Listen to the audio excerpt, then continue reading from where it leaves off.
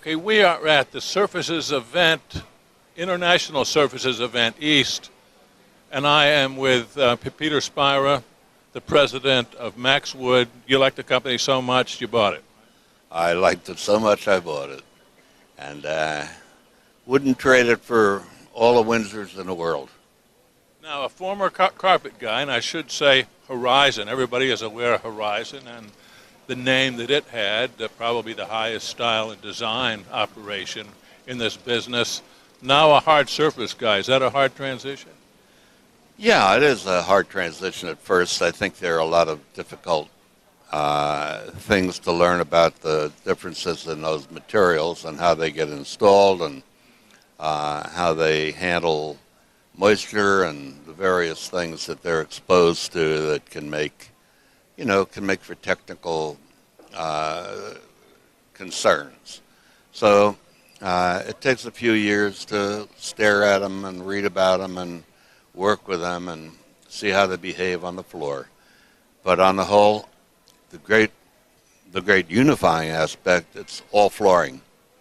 And my background is flooring, and my distribution, people I know in the business of flooring, and they've adapted to it very well. Now, you've been involved with this company for some time. You decided to buy it. You changed the name. Talk about the decision to buy this. The decision to buy it was pretty simple. I had been the consultant to the CEO of the company, and I saw the strong portions of the company. They knew how to sell. They knew how to grow. They were a little bit haphazard in the way they did things. There wasn't as much discipline as I would have liked to have seen. But fundamentally, they had a very nice company. But they, coming out of the recession, they had a real problem with their ownership, which were a group of very old gentlemen from Taiwan who felt that the same thing can happen over again, and they wanted them to shrink the business and get out.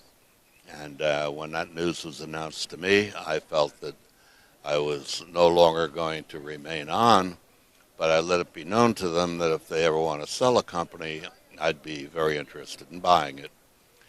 And as a matter of fact, that's exactly what happened. And while they were in the midst of their liquidation, as they got to the end of their liquidation, I stepped in and bought the remaining inventory and took it on. Very interesting. The name change, Max Wood, nice name. Talk about the change. Thanks.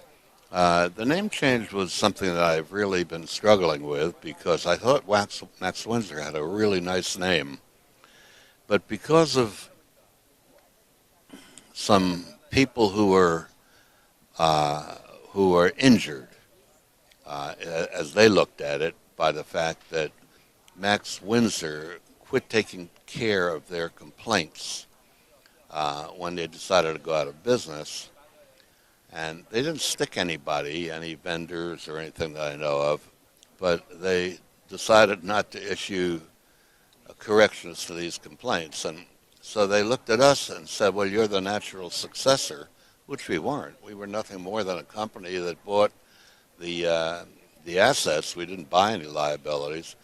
But out of, what we thought would be smart merchandising, smart policy making, we did settle quite a number of those things. They cost us a lot of money until we said, hey, no more. We had nothing to do with the sale of the product. We never collected on the product to make a profit. So all we were getting was the pure loss of it. And to put a wedge between ourselves and Max Windsor on a permanent basis, we decided to change it to Max Woods. Talk about the opportunities that you see in the wood sector. There's lots of players. It's a great product. Talk about the opportunities and the opportunities you're aimed at. Well, we have very, very specific ideas, David, about who our clientele will be, but on a macroeconomic basis, what's what's true and not likely to change, in my opinion. This month was the first, as you know, that carpet fell well below the 50% threshold in consumer preference. Wood and resilient materials are rising very quickly to take up that floor space that was the wood the wood stronghold. We think, as sad as that is for people who make wood, that that's going to be a continuing problem, and that they're now going to be holding on, trying to keep the market share they have. So we're in a safe place where we keep getting reminded of the fact that there are some beautiful aesthetics in vinyl that will challenge the look of wood, and they do, and we see ourselves losing jobs to some of those. And by the way, some of those jobs we should lose because they're in commercial areas that take a lot of foot traffic and a lot of scratching, and they're better off with vinyl. So we know where it belongs. We think it has a great market. We think there are tremendous future breakthroughs for wood in terms of its